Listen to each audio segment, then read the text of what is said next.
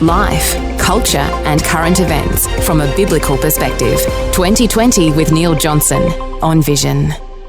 On Thursdays, we like to check in with Family Voice Australia. Greg Bondar is State Director for New South Wales and the ACT.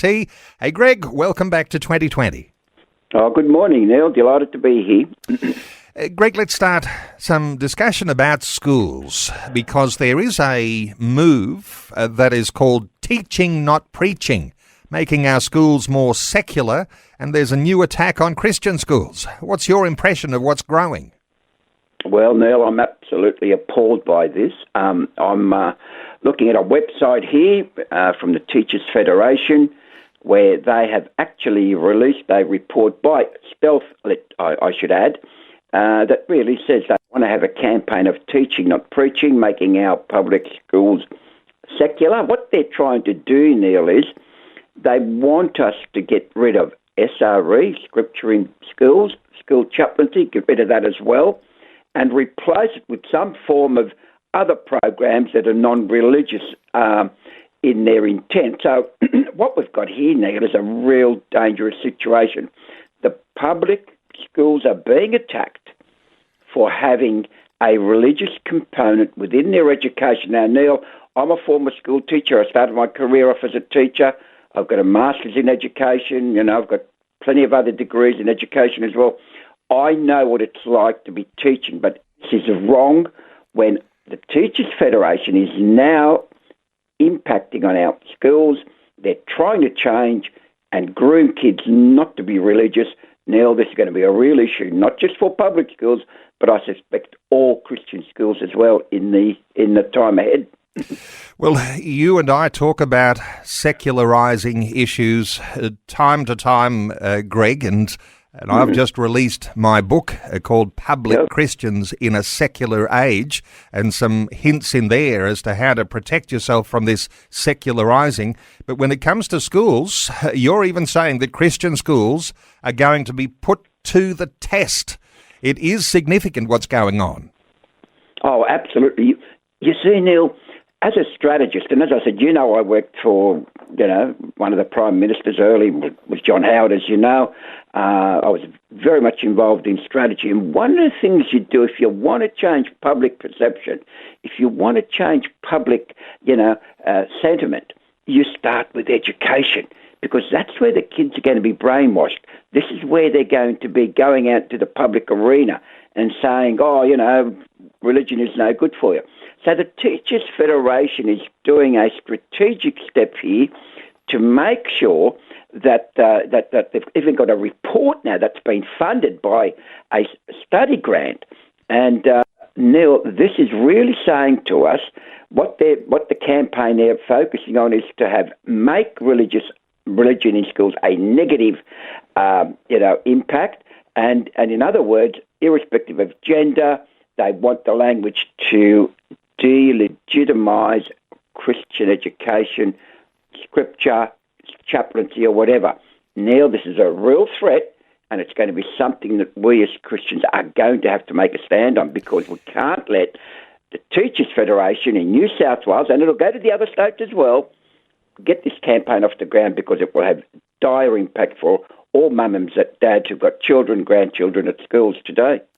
There's a big contrast developing, Greg. The thought that, as we can recognise, Christian foundations, Christian values that have been a foundation for our nation, that's given us the freedom and the prosperity and the wealth that we have, to deliver schools of those Christian values has to be a challenge for us.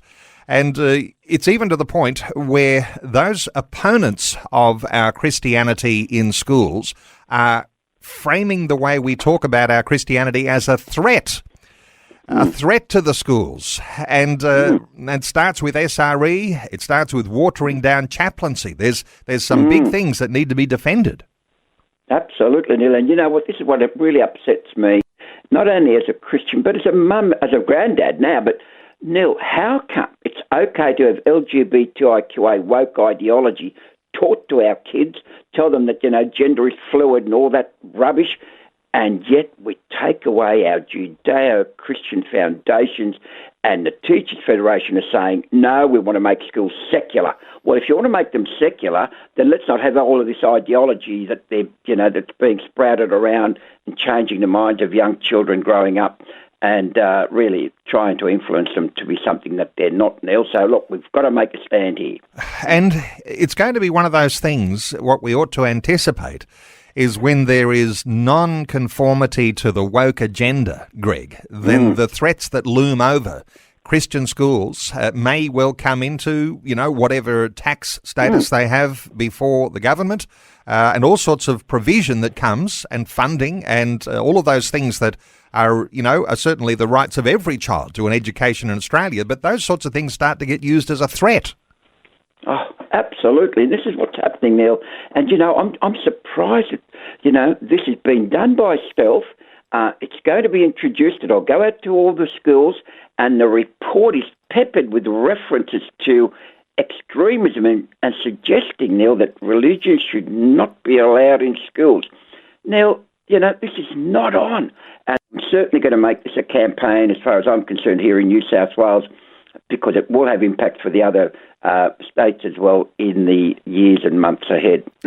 Well, as you might have heard in my introduction, we're going to be continuing a conversation about Christian schools with Christian Schools Australia just after we've finished our update today, Greg. Yeah. And some of those things will come to the fore because a lot of parents are voting with their feet. They don't want woke education, and Christian schooling is growing in Australia at a fabulous rate. We're going to be continuing the conversation about that. Hey, there's some other big things that are attacks on family, again, attacks on children. Over 19,000 have signed a petition urging Mattel, the toy-making company, to discontinue trans Barbie doll. What have you been monitoring along with that?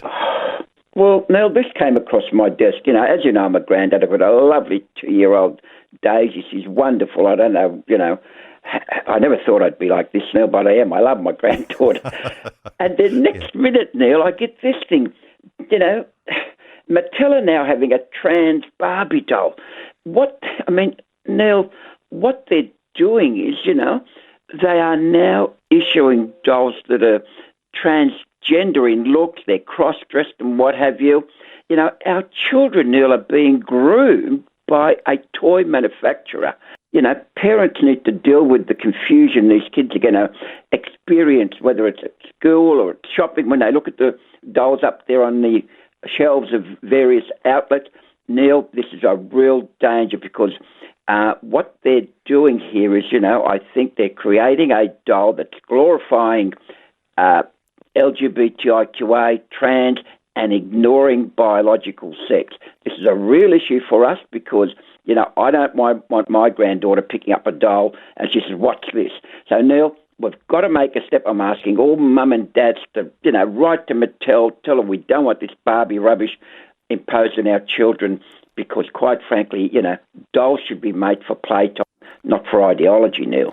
A challenging thought, isn't it, that when toy companies become involved in sexualising children, now the word being groomed, toy companies grooming children, that has all sorts of connotations to it, and might not want to extend right to the thought that they'd be promoting levels of pedophilia. But when you are sexualising children in this way, it's hard to see where the black and white doesn't become grey in that area, Greg.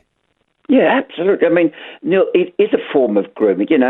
Dolls should be enhancing learning during play instead of brainwashing our children at preschool. Dolls are meant to be, something to enjoy, not to indoctrinate and sort of, by indoctrination, try and get these kids to become something they're not. They are being groomed. Let's not kid ourselves. Now, we're going to have to make sure that, we oppose this because this is another form. As I said in our education discussion, it starts with the children and we've got to put a stop to it, because this is really just not acceptable to have these transgender, promotion campaign by these toy manufacturers. Okay, protecting kids, is that petition, I mentioned 19,000 signatures on a petition, is that a Family Voice petition, or is there another one that's running that's covering that issue?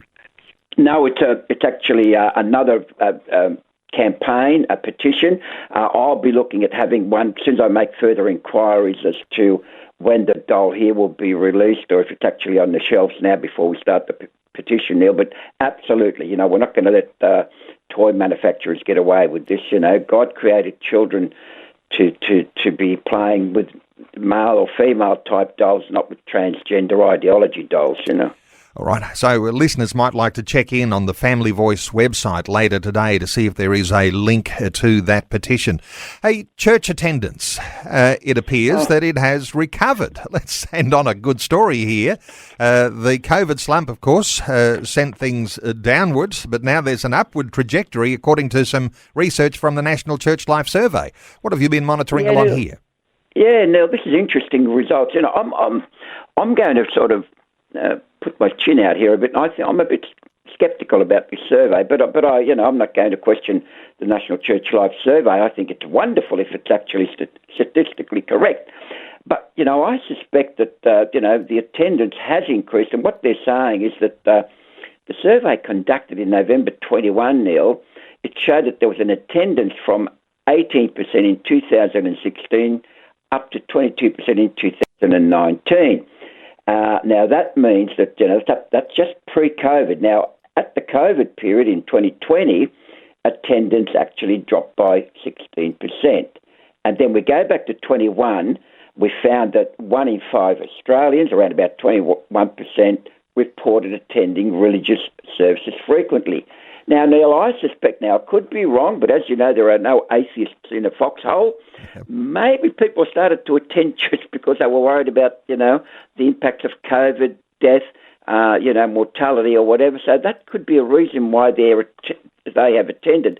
But I suspect that, churches are still at risk from non-attendance as we speak today. Well, had a number of conversations of recent times where guests have really encouraged people to get back to church. And it's not just because you want to make the club look good. It's a matter of this is a stake in the ground in your community, and the church is God's idea. It's not man's idea. Hey, there's still, more than half, or around about half of Australians never attend a religious service at all. So there's a big opportunity there for reaching out. What about younger Australians? Did that survey show anything about younger Australians and their church attendance? Well, it actually did, Neil. It showed that the younger generation, were likely or more frequent attenders at church services. Now, this is interesting because around 32% of young Australians were attending church, being from 18 to 34 years. I guess that's young. But it also is interesting, Neil, that the 65-plus age group have a similar proportion attending. So you've got the young ones and the elderly attending church services, but what worries me, Neil, and you alluded to this earlier, that around half of Australians, 49%, reported that they never attend religious services. Now, that's a real issue because, as you know, most churches are now sort of hybrid. They've got the Zoom, the webinar type service along with in-person attendance. I think we're still going to have a trouble getting people back to church. But this is encouraging survey, Neil, and something that I'm pleased with. But let's hope it's true and not just people wanting to go to church because they're worried about their, afterlife or whatever the case may be. And I'm encouraging people to go to church and think about their afterlife because, you will be judged once you, leave this particular earthly existence. So, Neil, interesting survey, very challenging, so I'm hoping for more details to come out on this. More details, a little drilling deeper because, there is church face-to-face on a Sunday. And then there's the hybrid church services that were really taking off in a huge way during the COVID time. And a lot of churches haven't stopped the hybrid church service. A lot of churches are beaming their church into the living rooms of people who can't make church. And I'm wondering whether the statistics include that number in the sort of church attendance or those who are connected with church services. So would be very interested to see, but we'd be very excited by the fact that, yes, church attendance is on the rise in Australia. Hey, what sort of events? What sort of events have you got coming up, Greg? For Family Voice. Very quickly, look. I've been invited to go to a preview screening of a film called Written in Chalk, The Echo of Arthur Stace. Now, he is the person here in Sydney, you might remember, who used to write the word eternity on the footpaths. Yeah. And I remember as a kid seeing that word written on the footpaths, eternity. So it's a screening on Monday, 22nd of August, at the Eternity Playhouse in Sydney. But Neil, this is a wonderful testimony to a man that was, out there and wrote the word eternity on the footpaths and walls and what have you. Neil, I'm looking forward to it, and I think it's going to be a wonderful film. If people want to Google, just go to a thing called www.tvgroup.com.au. I'm sure they might be able to get a ticket if you're in Sydney.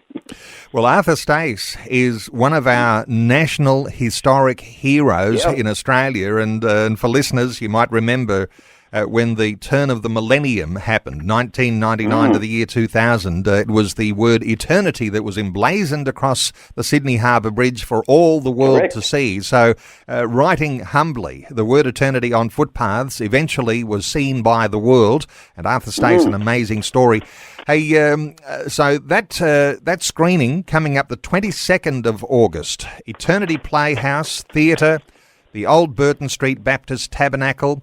Details at tvgroup.com.au, and no doubt there'll be some links too on the Family Voice website, familyvoice.org.au. Greg Bondar is Family Voice Australia State Director for New South Wales and the ACT. Hey Greg, thanks so much for a great update today on 2020. Thank you for the opportunity, Neil, and God bless. Thanks for taking time to listen to this audio on demand from Vision Christian Media. To find out more about us, go to vision.org.au.